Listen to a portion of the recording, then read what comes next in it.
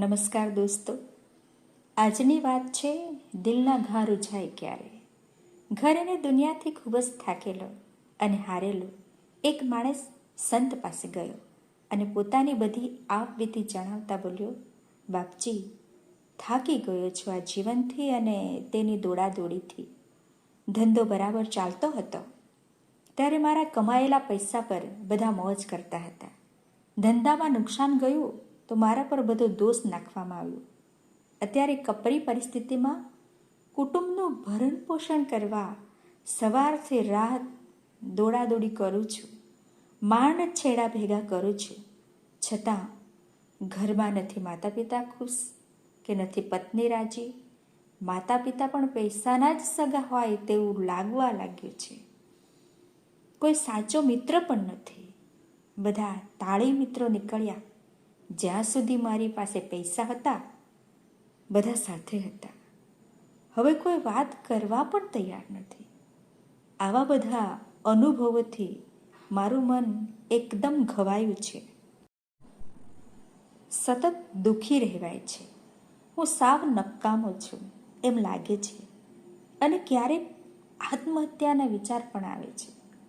આવી પરિસ્થિતિમાંથી કોઈ માર્ગ બતાવો જે મારા પીડાથી ભરેલા મનની સારવાર કરી શકે.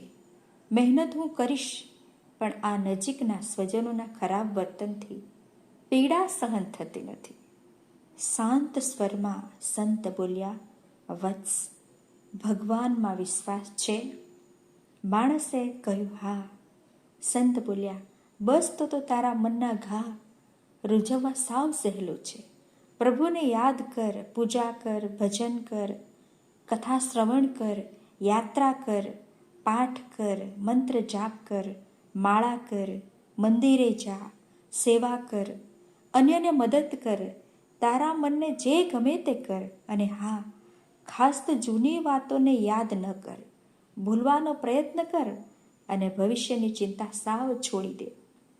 માણસે લગભગ 3 મહિના સુધી સંતે કહી હતી તે પ્રવૃત્તિઓ સતત કરવા માંડી.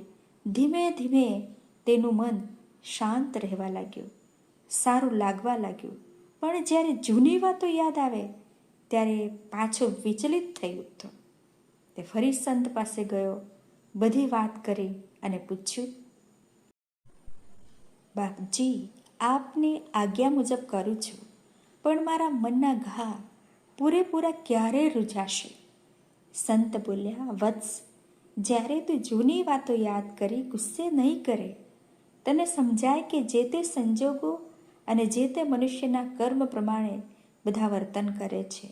જ્યારે તું આ વાત સ્વીકારી લઈશ, તારી જોડે ખરાબ વર્તન કરનાર જોડે તું ખરાબ વર્તન નહીં કરે. અને જ્યારે બધી જ પરિસ્થિતિ અવળી લાગે છતાં તું સ્થિર રહી શકીશ, ત્યારે સમજજે કે તારા મનના બધા ઘા પ્રભુ પ્રેમથી રૂઝાયા છે અને ઈશ્વર જોડે એક તંતુ સંધાયો છે.